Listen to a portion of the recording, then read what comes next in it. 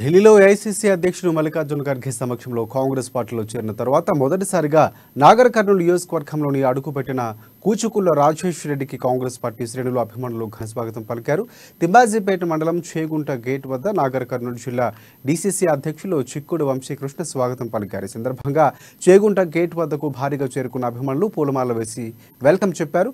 అనంతరం 5,000 బైకులతో భారీగా bike rally నిర్వహించారు.